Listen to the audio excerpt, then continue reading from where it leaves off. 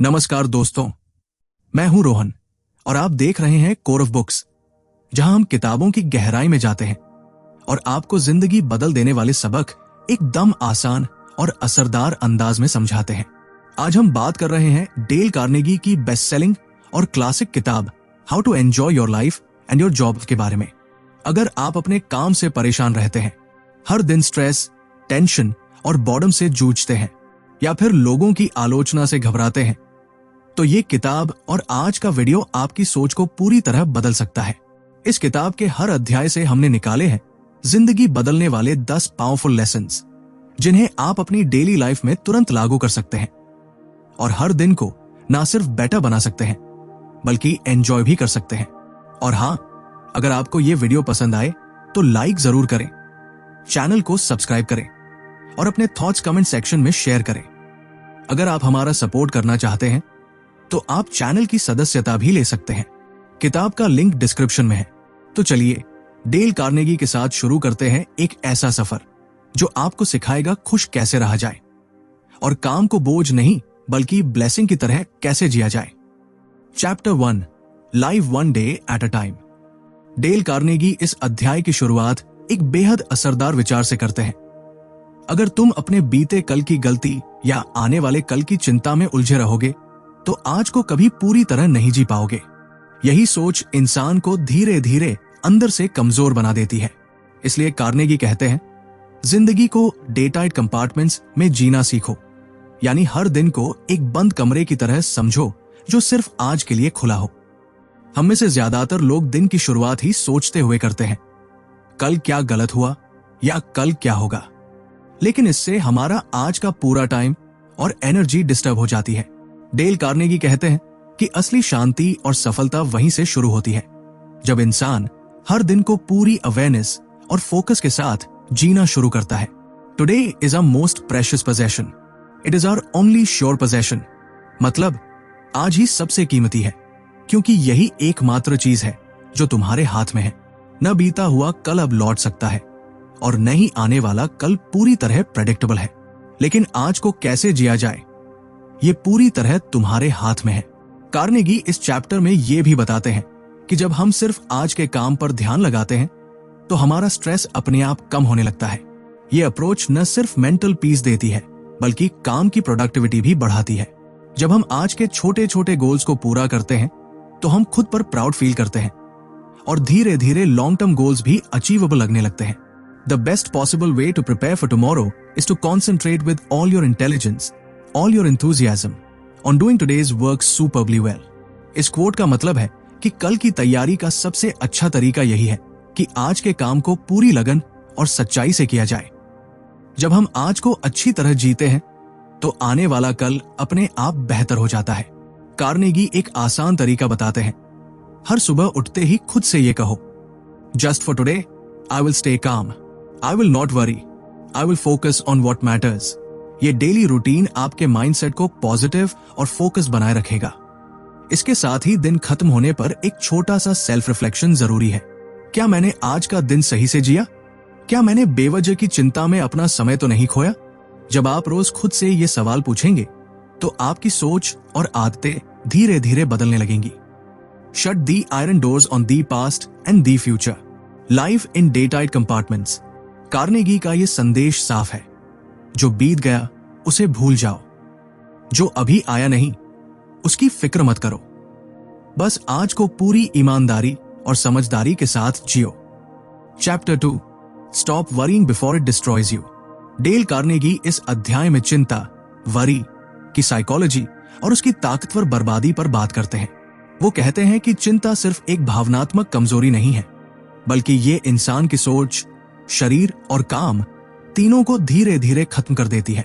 कई बार हम किसी छोटी सी बात को बार बार सोचते रहते हैं, उसे बड़ा बना लेते हैं और फिर वही चिंता हमारे अंदर स्ट्रेस, कंफ्यूजन और फियर पैदा कर देती है। कार्नेगी लिखते हैं कि जब चिंता अनकंट्रोलेबल हो जाती है तो इंसान का लॉजिकल माइंड बंद हो जाता है। वो सोच नहीं पाता, सिर्फ डरता है। Our main business is not to see what lies dimly at a distance, but to do what lies clearly at hand। इस कोट का मतलब है कि हमारी सबसे जरूरी जिम्मेदारी ये नहीं कि हम फ्यूचर को प्रेडिक्ट करें, बल्कि यह है कि जो आज हमारे सामने है हम उस पर ध्यान दें और उसे अच्छे से करें। इस अध्याय में कार्नेगी एक 3 स्टेप फॉर्मूला बताते हैं जिससे आप किसी भी चिंता को हैंडल कर सकते हैं। खुद से पूछो, वर्स्ट के सिनारियो क्या है? जो सबसे बुरा हो सकता है उसे क्लियरली सोचो। फिर अपने आप से कहो, क्या मैं इसे एक्सेप्ट कर सकता हूं? अगर हां, तो टेंशन छोड़ दो। अब सोचो, इस सिचुएशन को इंप्रूव कैसे किया जा सकता है? अब ध्यान समाधान पर लगाओ, डर पर नहीं। यह तरीका आपकी सोच को इंस्टेंटली क्लैरिटी देता है। चिंता तब तक ताकतवर होती है जब तक हम उसे वेग और डार्क रूप में सोचते रहते हैं, लेकिन जब हम उसे क्लियरली डिफाइन कर लेते हैं तो वो अचानक छोटी लगने लगती है। Inaction breeds doubt and fear, action breeds confidence and courage. Dale Carnegie ये भी बताते हैं कि चिंता का सबसे बड़ा इलाज है काम में लग जाना।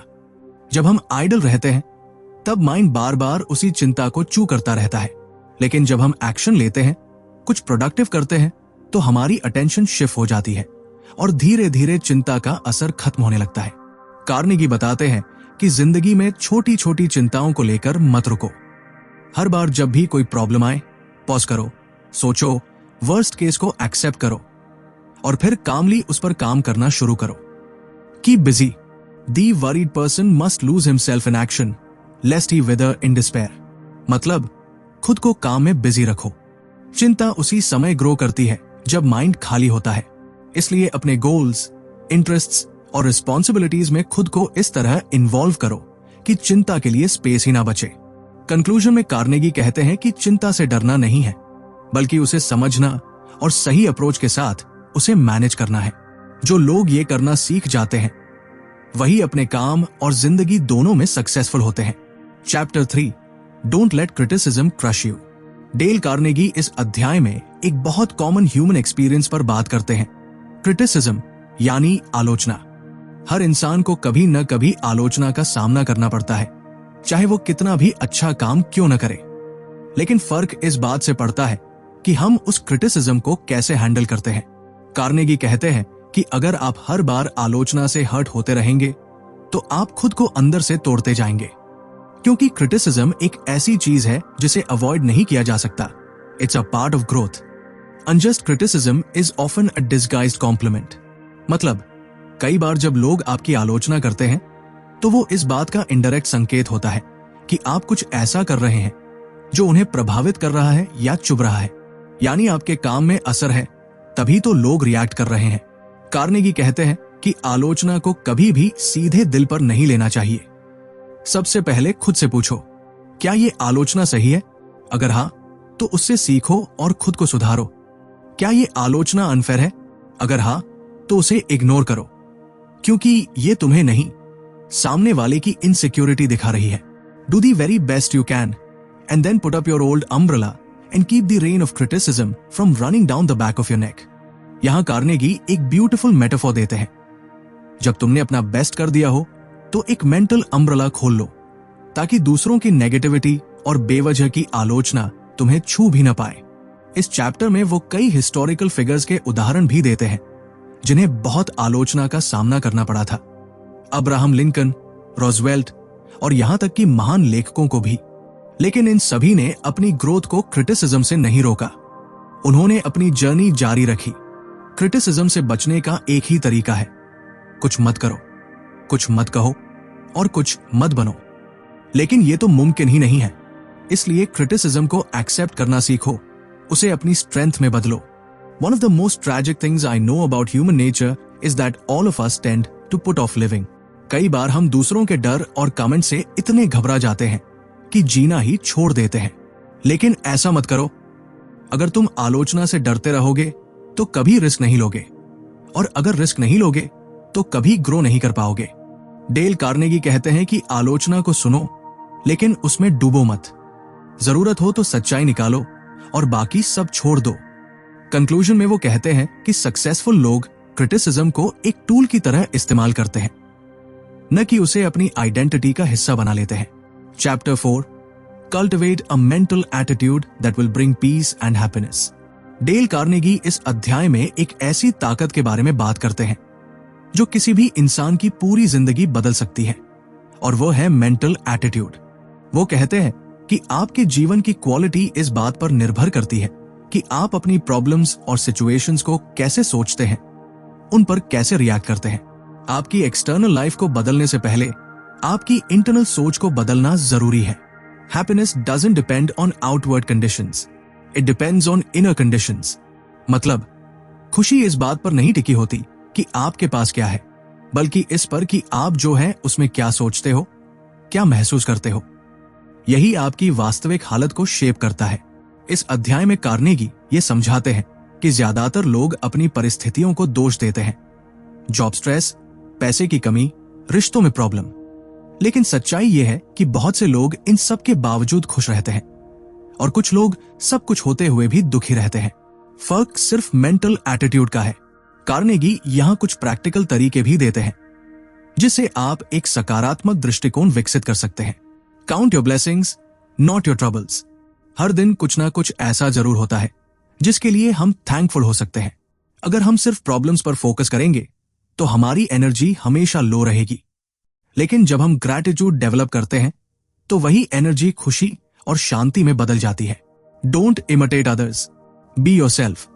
जब हम दूसरों की तरह बनने की कोशिश करते हैं तो हम अपनी ओरिजिनलिटी खो देते हैं। कार्नेगी कहते हैं कि नेचर कभी भी डुप्लीकेट नहीं बनाती। आप जैसे हैं वैसे बने रहना ही आपकी सबसे बड़ी ताकत है। Fill your mind with thoughts of peace, courage, health and hope. हमारे माइंड में जो थॉट्स चलते रहते हैं वही हमारी इमोशंस और रिएक्शंस को बनाते हैं।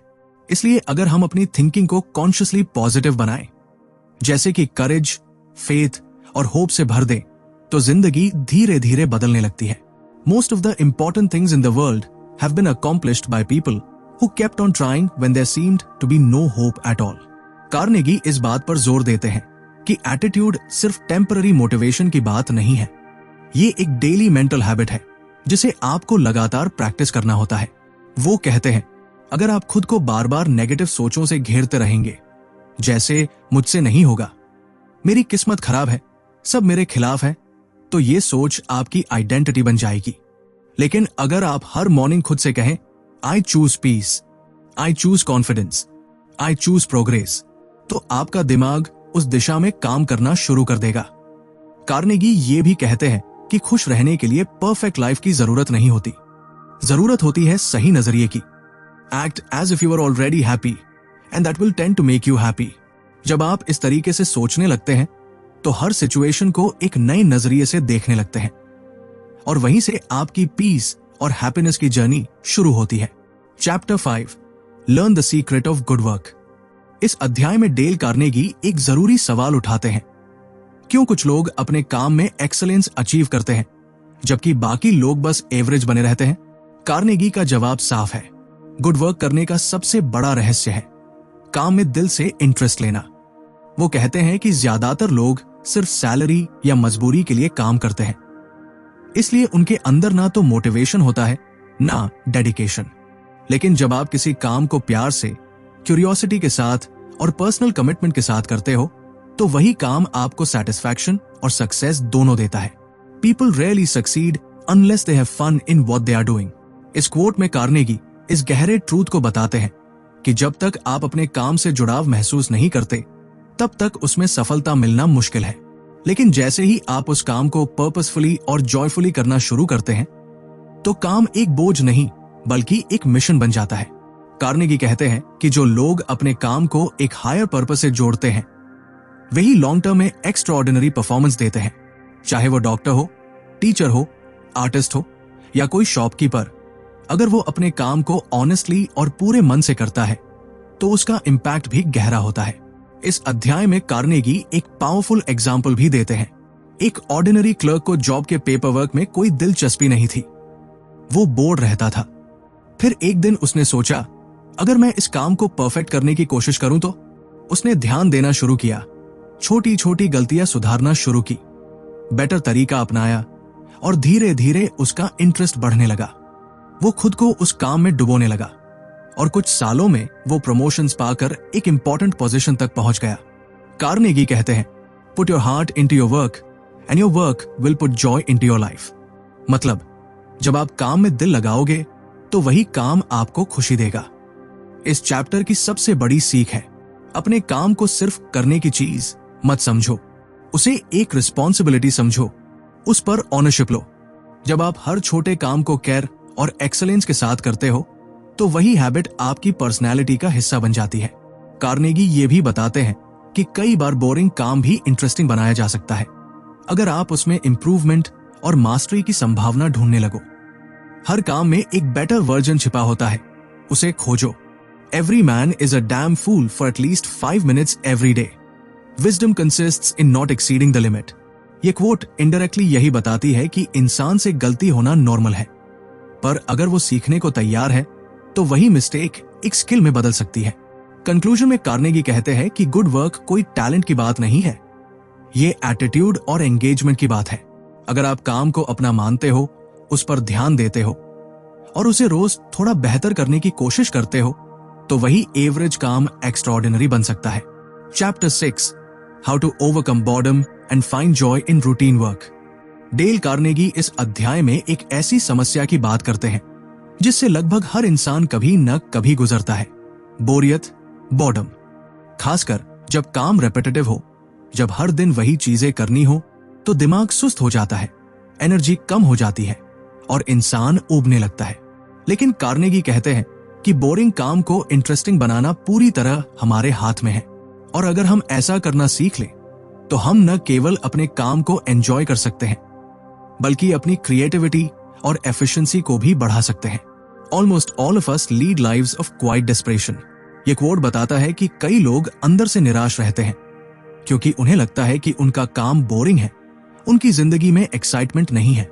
लेकिन सच्चाई ये है कि एक्साइटमेंट बाहर से नहीं आती, वो हमारे अंदर से पैदा होती है।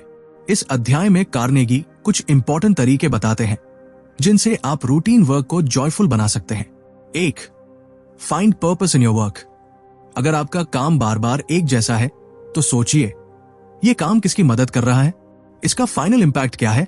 जब आप अपने छोटे से टास्क को किसी बड़ी पिक्चर से जोड़ देते हैं तो उसका मीनिंग बदल जाता है, तब वही रूटीन काम एक मीनिंगफुल मिशन बन सकता है। 2. Challenge yourself. कार्नेगी कहते हैं बोरिंग काम को एक्साइटिंग बनाने का सबसे अच्छा तरीका है कि अपने लिए टारगेट सेट करो।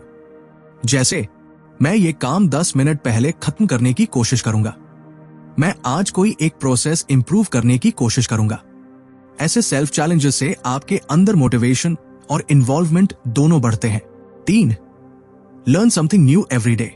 हर रोज एक नई स्किल, एक नया शॉर्टकट या अपने काम के बारे में कोई नई बात जानने की कोशिश करो।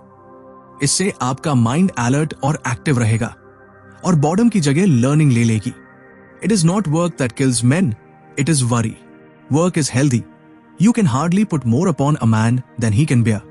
कार्नेगी यहां कहते हैं कि काम कभी भी इंसान को नहीं मारता, उसे मारती है उसकी सोच, उसका एटीट्यूड। इसलिए अगर आप बोरिंग टास्क को एक अपॉर्चुनिटी की तरह देखें तो वही टास्क आपको ग्रो करने में मदद कर सकता है। 4. Take interest in people. अगर आपका काम लोगों से जुड़ा है, चाहे वो कस्टमर हो, कोलीग हो या क्लाइंट, तो उनसे जेन्युइनली कनेक्ट करने की कोशिश कीजिए। हर इंसान के पास एक कहानी होती है, अगर आप उसमें इंटरेस्ट लेना शुरू कर दें तो आपका काम सिर्फ टास्क नहीं बल्कि एक ह्यूमन एक्सपीरियंस बन जाएगा। इस अध्याय का मेन मैसेज है, बोरियत को हराने के लिए आपको दुनिया नहीं बदलनी है, बस अपनी सोच और अप्रोच बदलनी है। अगर आप खुद को मेंटली एक्टिव रखते हैं, क्यूरियोसिटी बनाए रखते हैं और इंप्रूवमेंट की कोशिश करते हैं तो हर काम में खुशी मिल सकती है। कार्नेगी कहते हैं life is what we make it, always has been, always will be. मतलब जिंदगी जैसी है वैसी ही रहेगी, फर्क सिर्फ इस बात से पड़ेगा कि आप उसे किस नजरिए से देखते हो। Chapter 7, the magic formula for getting along with people. इस अध्याय में डेल कार्नेगी एक ऐसी स्किल की बात करते हैं जो आपकी पर्सनल और प्रोफेशनल लाइफ दोनों में सक्सेस तय कर सकती है, और वो है लोगों के साथ अच्छे से रहना सीखना। वो कहते हैं कि चाहे आप कितना भी टैलेंटेड हो, अगर आप लोगों से बात करना, उन्हें समझना और रिश्ते बनाना नहीं जानते तो आपकी ग्रोथ हमेशा रुक जाएगी, क्योंकि दुनिया में सब कुछ कनेक्शन से चलता है। Relationships are the real foundation of success. You can make more friends into months by becoming interested in other people than you can into years by trying to get people interested in you. इस coat से Carnegie ये समझाते हैं कि दूसरों में genuine interest दिखाना लोगों को अट्रैक्ट करने का सबसे पावरफुल तरीका है। अगर आप चाहें कि लोग आपसे जुड़े तो पहले आप उनसे जुड़े, उनकी बात सुने, उनकी फीलिंग्स को समझे। कार्नेगी के अनुसार रिश्ते सुधारने के 3 जादुई मंत्र। 1. Appreciate genuinely, criticise rarely. हर इंसान रिकॉग्निशन चाहता है। अगर आप लोगों की अच्छाई को रिकॉग्नाइज करते हो, चाहे वो छोटा एफर्ट हो या कोई अच्छा बिहेवियर, तो वो खुद को वैल्यूएबल महसूस करते हैं। लेकिन अगर आप बार बार उनकी गलती निकालते हो तो वो आपके आसपास रहना अवॉइड करने लगते हैं। इसलिए तारीफ करो, सच्चे दिल से, दिखावे के लिए नहीं। जैसे you did a great job today या I really liked how you handle that situation. 2. Be a good listener. लोग चाहते हैं कि कोई उन्हें सुने। कार्नेगी कहते हैं लोग उन लोगों को पसंद करते हैं जो उन्हें सुनते हैं, ना कि उन्हें रोक कर खुद की बातें सुनाते हैं। जब आप एक्टिवली सुनते हो बिना इंटरप्ट किए तो सामने वाला आपसे इमोशनली कनेक्ट करता है। 3. Talk in terms of other person's interest. हर इंसान को वही बात ज्यादा अच्छी लगती है जो उसके इंटरेस्ट से जुड़ी हो। अगर आप किसी से उसके फेवरेट टॉपिक, जैसे उसके बच्चे, उसका काम, उसका गोल पर बात करते हो तो वो इंसान इंस्टेंटली एंगेज हो जाता है। लोगों के इंटरेस्ट को समझो और अपनी बात उन्हीं टर्म्स में रखो। कार्नेगी ये भी बताते हैं कि इंसान के साथ अच्छा व्यवहार करना कोई टेक्निक नहीं है, ये एक माइंडसेट है। The deepest principle in human nature is the craving to be appreciated. हर इंसान के अंदर एक बेसिक इमोशनल नीड होती है, अप्रिशिएटेड महसूस करना। जब आप किसी को रिस्पेक्ट देते हैं, सुनते हैं और ऑनेस्टली अप्रिशिएट करते हैं तो वो इंसान आपको लाइफ टाइम के लिए याद रखता है। Chapter 8, how to avoid fatigue and stay energetic all day. इस अध्याय में डेल कार्नेगी एक बेहद प्रैक्टिकल और रोजमर्रा की प्रॉब्लम पर बात करते हैं, थकान। ज्यादातर लोग सिर्फ फिजिकल एग्जॉशन को फटीग समझते हैं, लेकिन कार्नेगी कहते हैं कि ज्यादातर थकान मानसिक होती है, शारीरिक नहीं। हम थकते हैं क्योंकि हम टेंशन में रहते हैं, मेंटली परेशान रहते हैं, ना कि सिर्फ इसलिए कि हमने हार्ड फिजिकल काम किया। कार्नेगी का मानना है कि अगर आप सही तरीके से सोचें, सही एटीट्यूड रखें और कुछ बेसिक हैबिट्स डेवलप करें तो आप पूरे दिन एनर्जेटिक बने रह सकते हैं, बिना बर्नआउट के। When we hate our jobs, we become tired far more quickly than when we love what we do. मतलब, अगर आपका माइंड परेशान है या आप जिस काम को कर रहे हैं उससे इमोशनली डिस्कनेक्टेड है तो आप जल्दी थकेंगे। लेकिन अगर आप अपने काम में इन्वॉल्वमेंट और इंटरेस्ट रखते हैं तो वही काम आपको एनर्जी देगा। इस चैप्टर में कार्नेगी कुछ इंपॉर्टेंट स्ट्रैटेजीज बताते हैं थकान से बचने के लिए। Relax while you work. Carnegie बताते हैं कि वर्क करते समय हम अक्सर बॉडी को अननेसेसरली टाइट रखते हैं। शोल्डर्स, नेक, हैंड्स सब में टेंशन भर लेते हैं। हर कुछ घंटे में कॉन्शियसली अपने मसल्स को रिलैक्स करें। खुद से पूछें, क्या मैं जरूरत से ज्यादा टेंस तो नहीं हो रहा? डोंट फस अबाउट ट्राइफल्स। छोटी छोटी बातों पर चिढ़ना, बार बार इरिटेशन फील करना या हर बात को हार्ट पर लेना, ये हैबिट्स आपकी एनर्जी को सबसे तेजी से ड्रेन करती है। Ignore the small stuff. अगर कोई बात 5 साल बाद मैटर नहीं करेगी तो आज ही क्यों टेंशन ले? Rest before you get tired. Most लोग तब रेस्ट लेते हैं जब वो पूरी तरह थक चुके होते हैं, लेकिन कार्नेगी कहते हैं कि स्मार्ट लोग तब रेस्ट लेते हैं जब वो थकान से पहले के सिग्नल्स को पहचान लेते हैं। थोड़ा ब्रेक लो, वॉक करो, डीप ब्रीथ लो और फिर फ्रेश होकर वापस आओ। Organise your work. डिसऑर्गेनाइज्ड काम करने से कंफ्यूजन और प्रेशर बढ़ता है। एक टाइम में बहुत सारे काम करने की कोशिश करने से माइंड स्कैटर हो जाता है। एक काम को पूरी क्लैरिटी से करो। मल्टीटास्किंग मत करो। टास्क को प्रायोरिटी के हिसाब से डिवाइड करो। Use mental detachment. कार्नेगी बताते हैं कि जब आप एक टास्क से दूसरे टास्क पर स्विच करते हो तो मेंटली एक क्लियर गैप बनाना बहुत जरूरी है। एक काम खत्म होने के बाद खुद से कहो, that's done, now what's next. इससे माइंड रीसेट होता है और थकान कम महसूस होती है। One of the most important rules for being happy and productive is this: rest often, relax always. Carnegie इस चैप्टर में बताते हैं कि रिलैक्सेशन कोई लक्जरी नहीं है, वो प्रोडक्टिविटी की जरूरत है। अगर आप दिन भर बिजी रहते हैं लेकिन माइंड रेस्टलेस रहता है तो आप कभी सेटिस्फाइड फील नहीं कर सकते। इसलिए छोटे पॉजेज लेना, बॉडी को रिलैक्स करना और हर काम को काम माइंड से करना, यही असली एनर्जी बूस्टर है। Chapter 9, don't worry about criticism. इस अध्याय में डेल कार्नेगी एक ऐसी मानसिक आदत को तोड़ने की बात करते हैं जो बहुत से लोगों की सेल्फ कॉन्फिडेंस को धीरे धीरे खत्म कर देती है, और वो है क्रिटिसिज्म से डरना या उसकी चिंता करना। कार्नेगी साफ कहते हैं, unjust criticism is often a disguised complement.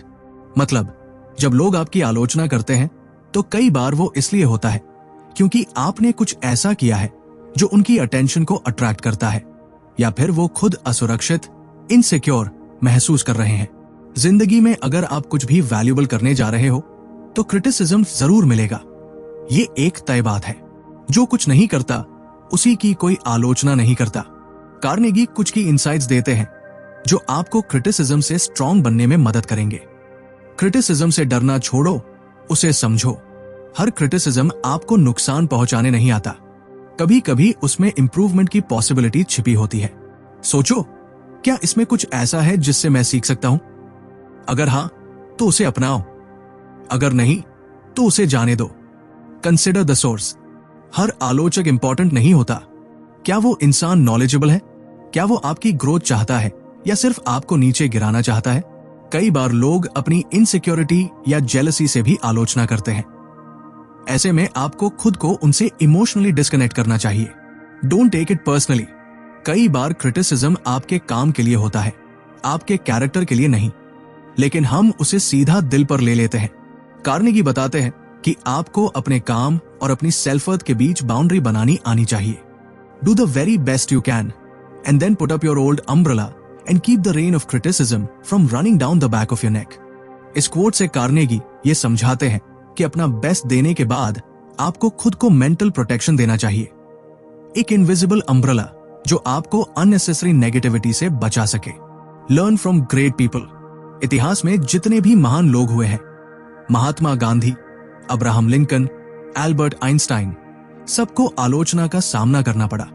अगर वो लोग क्रिटिसिज्म से डर जाते तो दुनिया में बहुत सारे बदलाव कभी नहीं हो पाते।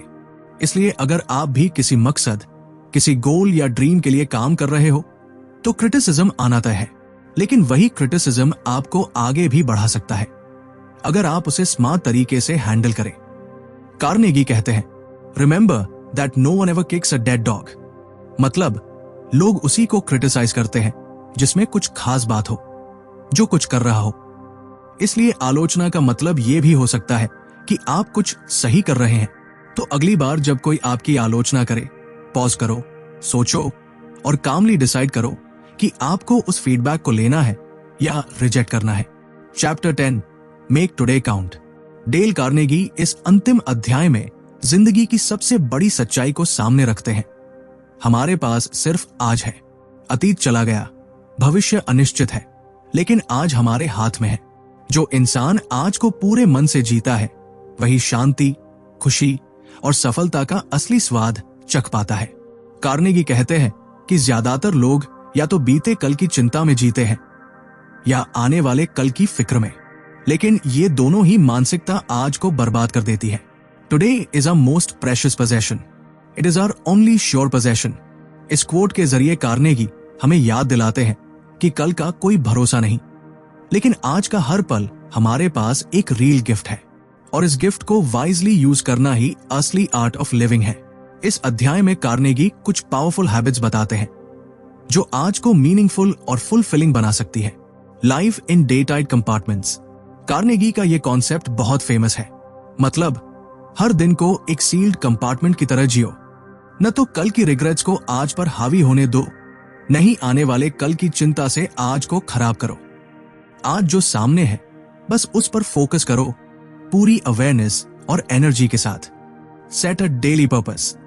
हर सुबह खुद से पूछो, आज मैं क्या अचीव करना चाहता हूं। एक क्लियर इंटेंशन या छोटा गोल आपके पूरे दिन को डायरेक्शन देता है। जब माइंड गोल ओरिएंटेड होता है तो डिस्ट्रैक्शंस और नेगेटिविटी नेचुरली कम हो जाती है। Practice gratitude. हर दिन 5 मिनट निकालो ये सोचने के लिए कि आज आपके पास क्या अच्छा है। आपका हेल्थ, फैमिली, जॉब, घर या कोई अच्छा मोमेंट। ग्रैटिट्यूड से आप स्ट्रेस और कंपैरिजन से दूर रहते हो और लाइफ को अप्रिशिएट करना सीखते हो। Do something small but meaningful. हर दिन एक छोटा अच्छा काम करो, चाहे किसी की मदद करना हो, कोई हैबिट बनानी हो या बस खुद के साथ ईमानदार रहना हो। ये छोटे एफर्ट्स मिलकर एक मीनिंगफुल लाइफ बनाते हैं। Forgive and let go daily. हर दिन के अंत में ग्रजेस और गुस्से को छोड़ दो। जब आप दूसरों को माफ करते हो तो असल में खुद को आजाद करते हो। One of the most tragic things I know about human nature is that all of us tend to put off living.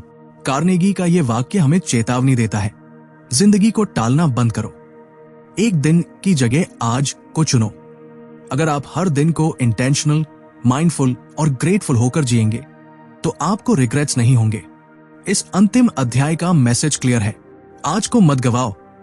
ये छोटा सा दिन ही तुम्हारी पूरी जिंदगी की डायरेक्शन तय कर सकता है।